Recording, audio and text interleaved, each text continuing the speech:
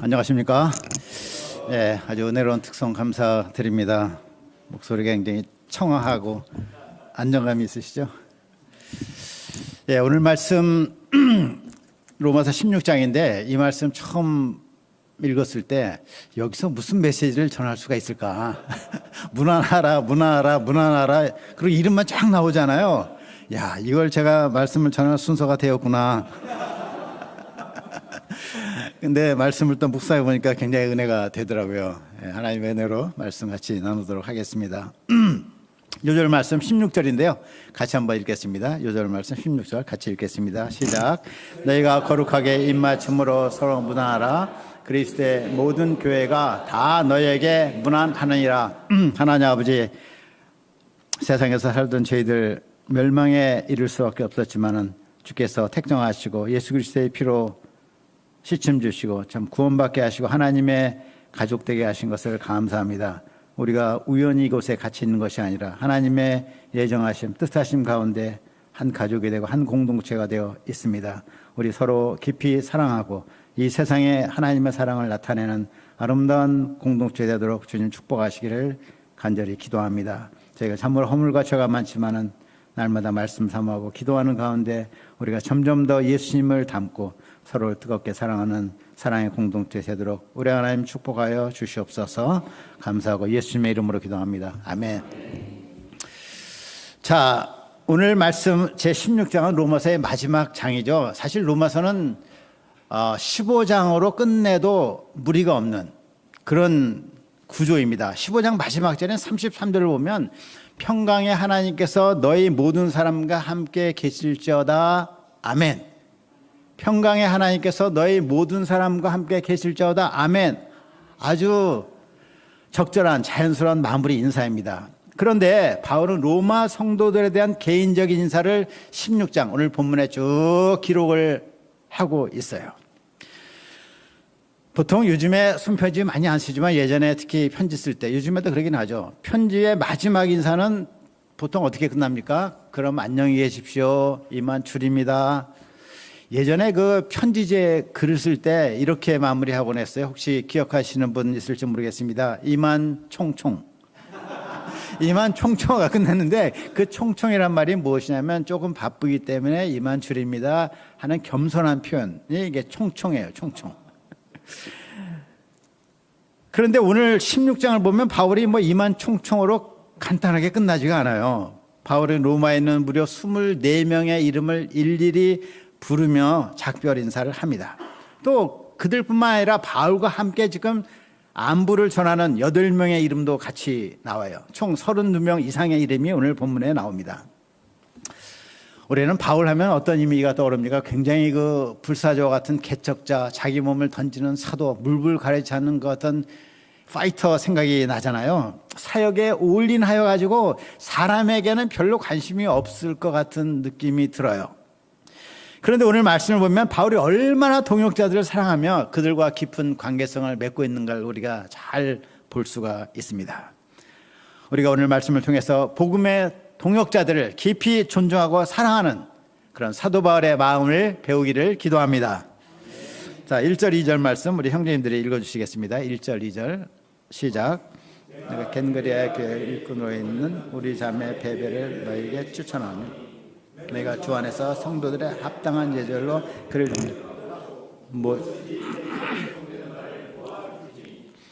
그가 여러 사람과 나의 보고자가 되었습니다. 자, 바울이 로마 성도들에게 이 안부 인사를 하면서 제일 먼저 언급하는 사람이 누구죠? 베베. 베베라는 이름은 그 밝다 또는 빛을 발하다 이런 뜻의 그 이름이 있습니다.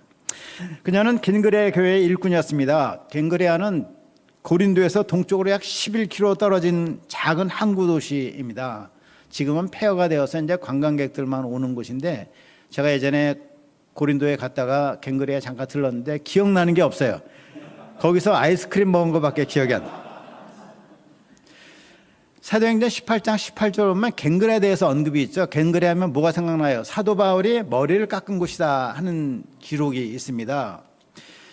자, 그가 왜 머리를 깎았죠? 서원이 있었기 때문이라고 본문은 말하는데 사도행전 18장 18절 바울이 무슨 서원을 했을까요? 이 고린도 개척을 보니까 이것이 만만하지가 않거든요. 고린도가 정말 개척하기 어려운 이방화 대신 된 도시였거든요. 그는 처음에 고린도에 도착했을 때 자기가 약하고 두려워 떨어놓으라고 고린도서 2장 4절에 말하고 있어요. 그래서 이때 바울은 자기가 정말 나실인과 같이 머리도 깎지 않고 헌신하기로 결단하고 하나님이 이 개척 역사를 도와주시도록 기도를 한 것 같아요. 1년 반 동안 머리를 깎지 않고 역사를 섬겼습니다. 그리고 고린도 개척을 이루고 나서 겐그라에서 이제 배를 타고 수리아 안디옥으로 돌아오는데 돌아오기 전에 배를 타기 전에 머리를 깎은 것으로 보입니다. 바울 당시에는 겐그레 교회는 바울이 개척했다는 기록이 없습니다. 아마 고린도 교회의 어느 리더가 그곳에 가서 개척을 했거나 아니면 베베 같은 자매님이 고린도에 와서 바울의 메시지를 듣고 가서 교회를 시작한 것으로 보입니다. 베베는 겐그레 교회의 일꾼이라고 되어 있죠. 일꾼이란 말을 헬라어로 보면 디아코노스의 여성형 디아코논 이렇게 번역이 되는데 여집사, 여성 집사를 말합니다. 바울은 로마 성도들에게 베베를 추천하면서 그녀를 성도에 합당한 예절로 영접해달라고 부탁을 하는 것이에요. 베베가 지금 로마에 가고 있습니다. 가는데 그를 잘 환영해 달라는 요청을 하는 것입니다. 지난 강의에서도 보았듯이 바울은 로마에 가기를 간절히 원했어요. 근데 두 가지 이유로 가지 못했죠. 첫째는 미개척 지역이 너무 많아. 그거 개척하느라고 바빠요. 두 번째는 마게도냐 아가야 성도들의 연보 헌금을 가지고 지금 예루살렘에 가는 중이라서 시간이 허락하지 않습니다. 그는 어찌하든지 가서 그들에게 복음을 다시 전하고 신령한 은혜를 나누어 주기를 원했습니다. 그래서 자기가 현재 가지 못하기 때문에 이 로마서 편지를 마침 로마에 가게 되는 베베 편에 이 서신을 보내는 것입니다. 바울은 특별히 베베를 성도에 합당한 예절로 영접해 주기를 부탁을 해요. 이는 어찌 보면 로마 성도들이 그녀를 그렇게 영접하지 않을 가능성이 있었기 때문이죠. 로마는 그래도 당시 대제국의 수도였습니다. 반면 겐그레아는 로마에서 멀리 떨어져 있는 작은 도시에 불과했어요. 그래서 로마 사람들이 볼 때는 어디 시골에서 온 사람인가 하는 생각을 할 수가 있었습니다. 또한 당시는 가부장적인 사회였습니다. 특히 유대 문화권에서는 여자들을 수에 넣지도 않았습니다. 그러나 베베는 아주 귀한 동역자였기 때문에 그녀를 성도에 합당한 예절로 영접하도록 부탁을 합니다. 우리는 때로 그런 생각을 해요. 마음만 있으면 되지 뭐 형식 뭐 매너가 중요한가. 근데 외적인 매너는 내적 존중함의 표현이에요. 내적으로 정말 내가 존중하는 마음을 가지면 외적으로도 그 자세로 나타나는 것이죠. 사랑은 무례히 행치 않는다고 되어 있습니다. 합당한 예절로 대우하는 것이 사랑입니다. 때때로 선교사님들이나 이방 목자님들이 우리 센터에 오십니다. 그때 우리가 이분들을 존경하는 마음으로 합당한 예절로 잘 영접을 해야 되겠습니다. 아멘. 자, 바울이 베베를 특별히 잘 영접해 주기를 부탁하는 이유가 무엇이죠? 2절 하반절을 보면 이렇게 되어 있어요. 이는 그가 여러 사람과 나의 보호자가 되었기 때문이라. 그래서 보호자라는 말은 원어로 프로스타티스인데 후원자라는 뜻입니다. 요즘 말로 하면 이제 스폰서 이 정도 말할 수 있어요. 경제적으로 필요할 때 후원해 주시는 분. 이 단어는 주로 남성에게 쓰인 단어인데 신약 성경에서 여기서만 여성에게 쓰인 것입니다. 헬라 문화권에서 프로스타티스의 역할을 하는 사람은 대부분 사회적으로 유력하고 부유한 사람들이었습니다. 베베를 프로스타티스로 언급한 것은 그녀가 겐그레에서 유력하고 부유한 여성이었던 것으로 보입니다. 그녀는 바울뿐만 아니라 여러 성도들을 희생적으로 섬겼습니다. 바울은 베베로부터 섬김받은 것을 잊지 않았습니다. 사랑의 빛을 기억하고 감사했어요. 오늘의 우리가 있기까지도 우리를 섬겨주신 많은 분들, 기도해 주시고 도와주신 많은 분들이 있지 않습니까? 우리가 그분들의 섬김을 잊지 않고 늘 감사한 마음을 갖기를 기도합니다. 자, 그런데 바울이 로마에 있는 성도들 중에서 제일 먼저 안부를 전한 사람이 누구입니까? 우리 3절 말씀을 우리 자매님들이 한번 읽어주시겠습니다. 3절 시작.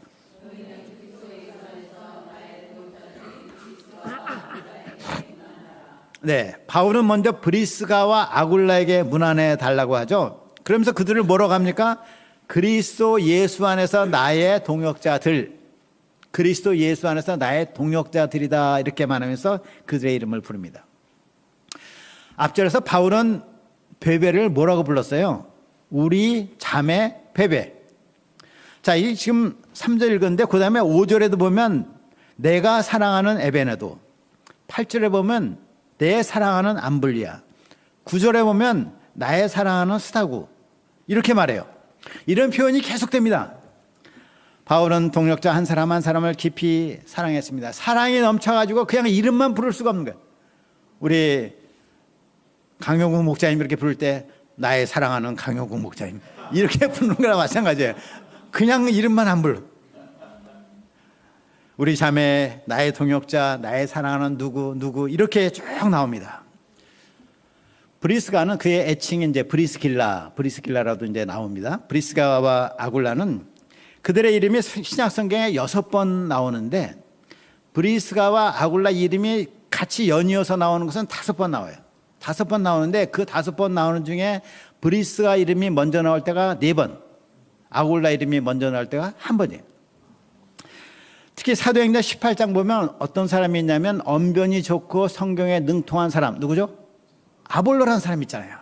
근데 그 사람은 요한의 세례만 알고 즉 복음을 잘 몰라. 그래서 그를 데려다가 복음을 더 자세히 명확하게 풀어서 가르쳤다 하는 기록이 사도행전 18장 26절에 나오는데 그때 브리스가가 이름이 아굴라보다 또 먼저 나와요. 그래서 추정하기를 브리스가가 여성이지만은 더 빼어난 성경 선생이 아니었는가 이렇게 생각합니다. 브리스가와 아굴라는 본래 로마에 살던 유대인들이었습니다. AD 49년에 글라우디우스 황제가 유대인들은 로마에서 나가라 하는 추방령을 내렸습니다. 그래서 그들은 로마에서 나와서 어디로 왔죠? 고린도 와서 바울을 만났어요. 바울을 만나보니 생업이 같았습니다. 텐트 메이킹. 그것을 같이 일하면서 바울로부터 복음을 또 배우고 바울의 좋은 동역자들이 되었습니다.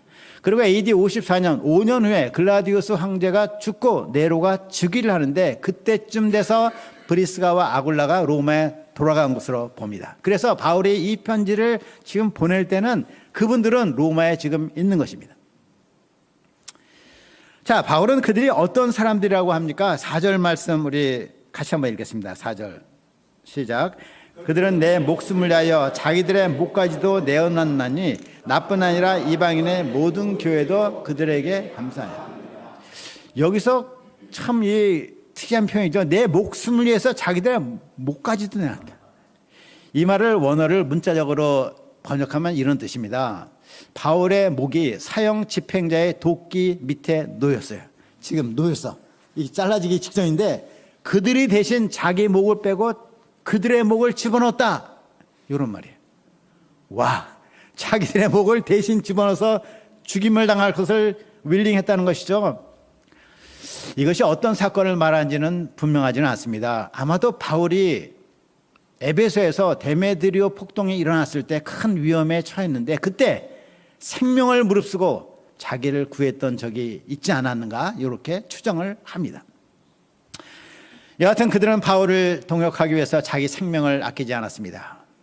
물론 그들이 이렇게 하기까지는 아마 추정하건대 바울이 먼저 그들을 생명을 다해서 사랑하지 않았는가 생각이 됩니다. 그런 사랑을 받은 그들이 같은 사랑으로 바울을 동역을 한 것입니다. 또 이런 바울을 생각할 때 참 바울은 리더로서 참 행복한 사람이었구나 하는 생각을 하게 됩니다. 저는 브리스가 아굴라를 생각하면 우리 시카고 센터에 계셨던 우리 정요셉 선교사님, 정에스더 선교사님이 늘 생각이 나요. 우리 윤숙 사모님 사돈 되시는데 물론 그들이 그분들이 이제 이곳에 지금 계시지 않고 이제 소천하셨는데 정요셉 선교사님은 그 전유한 박사님의 전남대 의대 동기세요. 근데 대학을 늦게 들어가셔서 2년 선배세요. 그러니까 정요셉 선교사님이 2살이 많아. 전 박사님이 2살 아래인데 동기생. 그런데도 정유세 선교사님은 자기를 UBF로 인도해 준 전 박사님을 언제나 깍듯이 목자님 하고 부르시면서 아주 이렇게 존경하고 동역을 절대적인 자세로 하셨어요. 제가 예전에 얼마 전에 시카고 갔을 때도 정리했어요. 선교사님과 대화를 했는데 이분은 그 노년에 의사 하시다가 이제 은퇴하시고 전체 역사 섬기시는데 그때도 전 박사님 얘기할 때는 고개를 숙여갖고 전현 박사님, 전현 박사님 안 계시는데도 그 존경을 표하고 하시는 걸 보고 감동을 받았습니다. 우리 정리섭 선교사니까 또 그 아내 사랑이 생각이 나네요. 그분의 그 에피소드, 고구마 에피소드 아십니까? 고구마 에피소드. 이분이 의사로 이제 은퇴하시고 시카고 전체 역사 통역하시려다가 선교 여행을 가셨는데 우간다를 가셨어요. 우간다 가보니까 거기는 양들이 너무나 이제 목자의 심정이 생겨가지고 내가 시카고에 그냥 여유 있게 있을 것이 아니라 우간다에 선교사로 와야겠구나, 실버 선교사로 와야겠구나 하고 마음을 잡수셨어요. 그런데 문제는 시카고에 계신 정 에스더 선교사님이잖아요. 그래서 에스더 선교사님을 어떻게 설득할까? 우간다에서 고구마를 사고 가셨어요. 고구마를 삶아갖고 드리는데 에스더 선교사님이 야, 내가 고구마 좋아하는 거 어떻게 하셨냐고, 이렇게 맛있는 고구마는 처음 먹는다고. 그때 요셉 선교사님이 우간다 가면 매일 먹는다고. 그래서 이제 같이 우간다 선교 한 7년인가 가셨죠. 예전에 고 이사무엘 선교사님도 그분을 형님이라고 부르셨다는 그런 일화가 있습니다. 여하튼 브리스가와 아굴라 참으로 귀한 생명의 동역자들, 복음의 동역자들이었습니다. 자, 5절 하반절 보겠습니다. 내가 사랑하는 에베네도에게도 문안하라. 그는 아시아에서 그리스도께 처음 맺은 열매니라. 바울은 많은 고난 가운데서도 아시아 개척을 섬겼습니다. 하나님께서 그를 긍휼히 여기시고 첫 열매 에베네도를 허락하셨는데 바울은 그를 특별히 사랑하였습니다. 자, 5절 하반절부터 15절까지 보면 10절에 걸쳐서 20명의 이름이 쭉 나옵니다. 20명의 이름이 나오는데 6절을 먼저 보면 바울은 마리아에게 문안하라 이렇게 말하죠. 신약 성경에 마리아가 총 7번 나와요. 7번 나오는데 여기 6절에 마리아가 어떤 사람인지 여기 기록이상 더는 알 수는 없습니다. 여하튼 마리아는 로마 성도 중에 처음으로 바울이 언급한 사람이죠. 그는 아마 빌립보 교회의 조상 루디아 같이 로마 교회의 개척 조상이었던 것으로 봅니다. 자, 7절을 보겠습니다. 우리 형제님들이 7절 한번 읽으시겠습니다. 시작. 내 친척이여 나와 함께 갇혔던 안드로니고와 유니아에게도 문안하라. 존중이 여겨지고 또한 나보다 먼저 그리스도 안에 있는 자 안드로니고와 유니아, 그들은 바울의 친척이었습니다. 함께 투옥된 적이 있었어요. 성경에는 바울의 투옥을 3번 언급하는데 그건 아닌 것 같습니다. 첫째는 가이사랴에서 2년간 투옥되잖아요. 그 빌립보에서 짧게 투옥이 되고 나중에 로마에서 1차 투옥이 이루어집니다. 그 외에 다른 곳에서 투옥된 적이 있는 것 같습니다. 자, 안드로니고와 유니아는 사도들에게 존중의 여김을 받았습니다. 또한 바울보다 먼저 그리스도 안에 있었어요. 무슨 말입니까? 바울보다 먼저 회심하여 예수님을 섬기는 제자들이 되었다는 것이죠. 바울은 언제 회심했어요? 다메섹 도상에서 부활하신 예수님을 만나고 결신하고 주님을 따르게 되었습니다. 바울은 주님을 부르심을 직접 받은 대사도이지만 평신도 목자 가정인 그들을 신앙 선배로 존경한 것을 볼 수가 있습니다. 9절을 보겠습니다. 우리 자매님들이 9절 한번 읽어주세요. 9절 그리스도 안에서 시작. 그리스도 안에서 우리의 동역자인 우르바나와 나의 사랑하는 스다고에 문안하라. 저는 이 9절 말씀에서 참 은혜를 많이 받았습니다. 주석학자들에 따르면 우르바노는 노예라고 합니다. 노예들의 전형적인 이름이 우르바노래요. 한편 기프고드라는 그 주석학자는 말하기를 스다고는 귀족의 비문에 자주 나타나는데 그는 황제 가족 중에 한 사람입니다. 황제 가족 중에 한 사람. 그런데 우르바노나 스다고나 한 문장에 나타나. 어떠합니까? 노예나 황제 가족이나 다 같은 형제. 바울이 그들을 동일하게 놓고 문안을 하고 있습니다. 참 이것을 볼 때 하나님의 나라가 그렇지 않을까 생각이 돼요. 하나님의 나라는 남녀노소 빈부 귀천이 전혀 없는 그러한 평등한 나라입니다. 우리가 장차 이어받을 하나님 나라, 그리고 믿음으로 이미 우리가 이곳에서 누리는 하나님 나라는 차별이 없고 모두 평등합니다. 한 사람 한 사람이 모두 존중받는 귀한 동역자들입니다. 우리는 늘 주기도문을 고백합니다. 예배 때마다 하나님의 나라가 이 땅에 임하게 하옵소서. 우리가 하나님을 사랑하고 이웃을, 동역자들을 사랑하는 가운데 이러한 만민 평등, 만민 존귀의 하나님의 나라가 우리 가운데 충만히 이루어지기를 기도합니다. 자, 10절 상반절을 보겠습니다. 그리스도 안에서 인정함을 받은 아벨레에게 문하라. 아벨레는 그리스도 안에서 인정함을 받은 사람입니다. 즉 로마 교회 공동체가 그의 믿음을 인정한 사람입니다. 그는 아마 어떤 극심한 시련을 받았던 것으로 보입니다. 사람은 믿음이 다 있는 것 같아도 시련을 받을 때, 시련을 통과할 때 드러나요. 진짜 믿음을 가진 사람은 진짜 믿음으로 드러나고 가짜 믿음을 가진 사람은 가짜인 것이 드러납니다.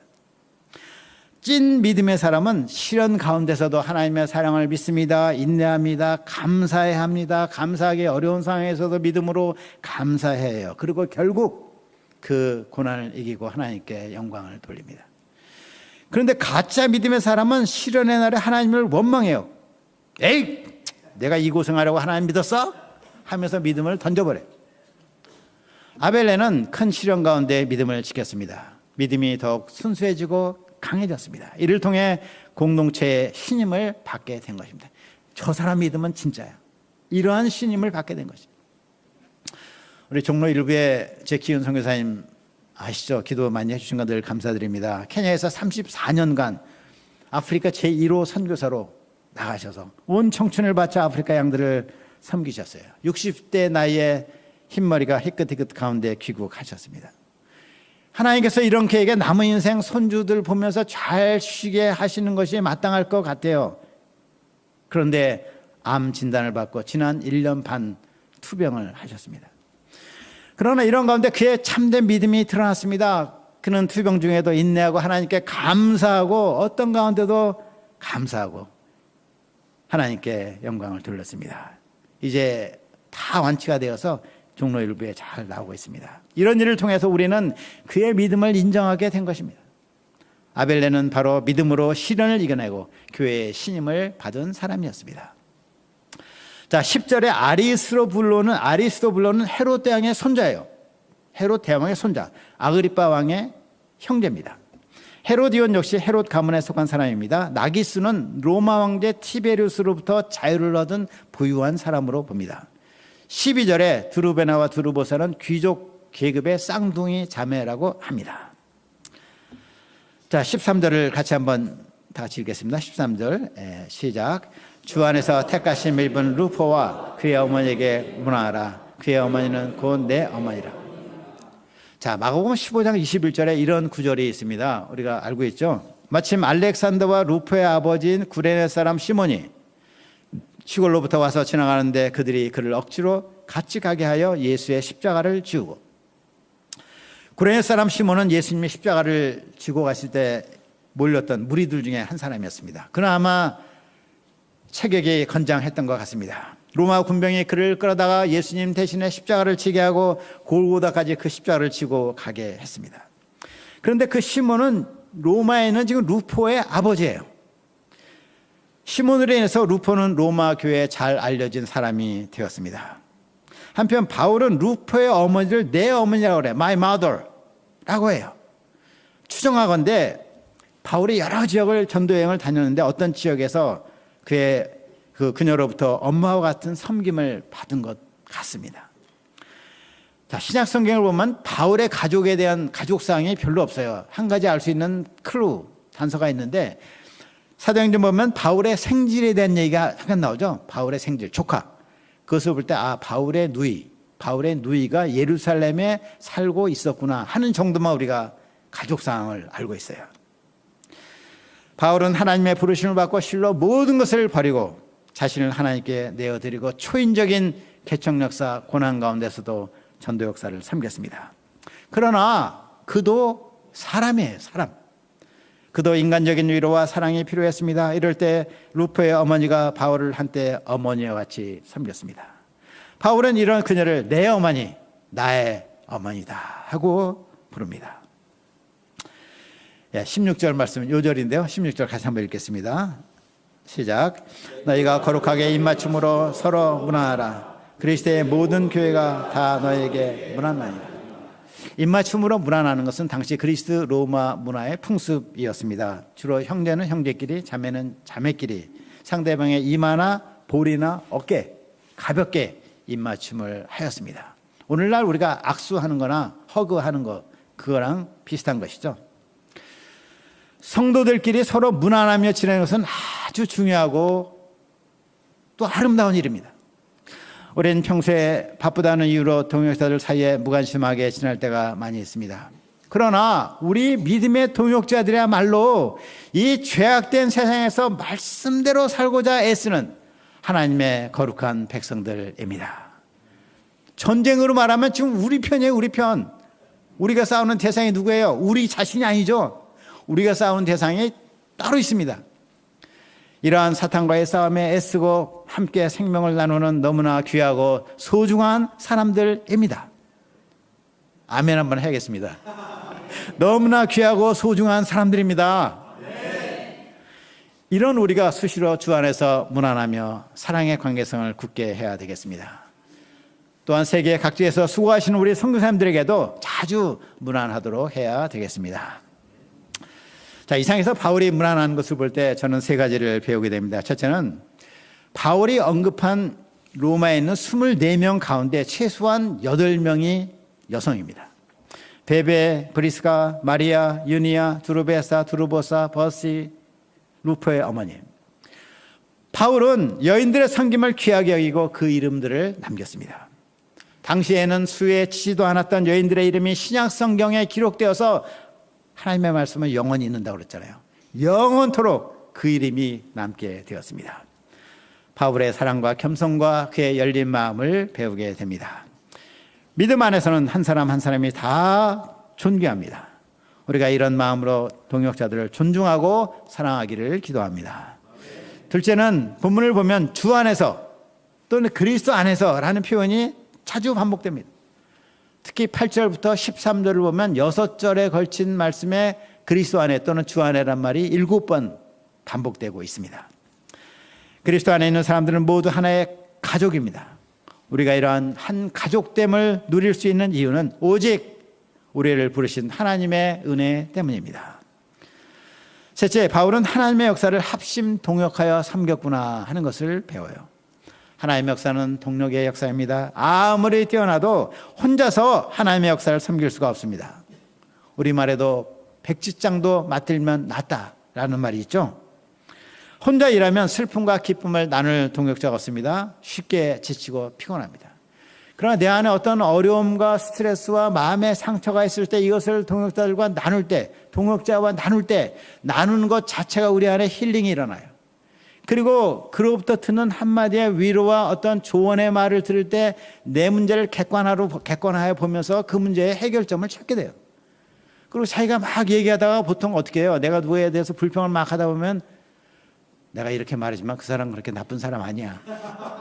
나에게도 잘못이 있지. 다 그렇게 끝나잖아요.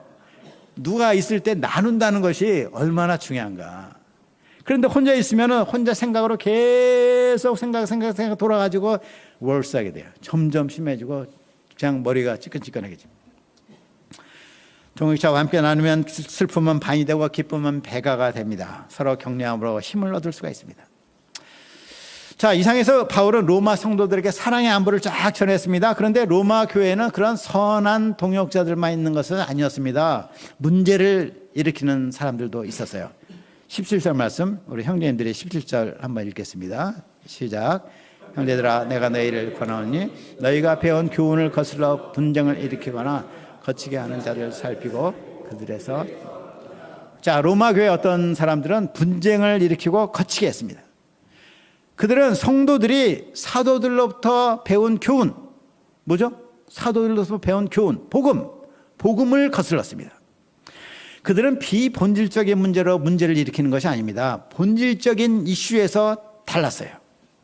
그들은 유대 율법주의자들이었습니다. 예수님을 믿음으로서만이 아니라 모세의 율법도 지켜야 구원을 받는다, 이렇게 주장을 한 것입니다.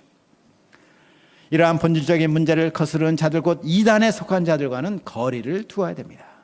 디도서 3장 10절도 말합니다. 이단에 속한 사람을 한두 번 훈계한 후에 멀리하라. 자, 유대 율법주의자들의 근본 문제가 무엇입니까? 18절입니다. 우리 자매님들의 18절 한번 읽어주세요. 시작. 이 같은 자들은 우리 주 그리스도를 섬기지 아니하고 다만 자기들의 배만 섬기느니 교활한 말과 아첨하는 말로 순진한 자들의 예, 그들은 말을 많이 합니다. 말을 또 잘해요. 그래서 순진한 자들의 마음을 미혹합니다. 그 목적은 뭐죠? 그리스도를 섬기는 것이 아니라 자기들의 배를 섬기는 것. 자기들의 배를 섬기는 게 뭘까요? 배에다 대고 절하는 건가요? 자기의 유익을 구한다는 거잖아요. 율법주의는 자기 행위를 내세웁니다. 자기를 사랑합니다. 하나님의 영광을 구한다고 말은 해. 말은 하는데 하나님의 영광도 구하면서 자기 영광, 자기 유익도 구하는데 결국은 자기 유익을 구하는 것입니다. 그러나 복음은 오직 하나님의 은혜만을 자랑합니다. 오직 하나님께만 영광을 돌립니다. 바울은 로마 성도들이 선한데 지혜롭고 악한데 미련하게 원했습니다. 이러한 신자들을 도우시는 분은 하나님이십니다. 평강의 하나님께서 속히 사탄을 상하게 하시고 그들에게 최후의 승리를 주실 것입니다.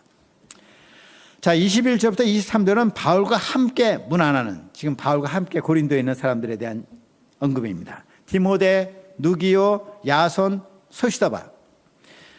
22절은 조금 특이한 기록입니다. 22절. 자, 21절에 나오는 나가 누굽니까? 21절에 나오는 나는 바울이죠. 또 23절에 나오는 나는 누구죠? 바울이죠. 로마서 전체에서 나오는 나는 바울이에요. 바울 서신이니까 당연하죠.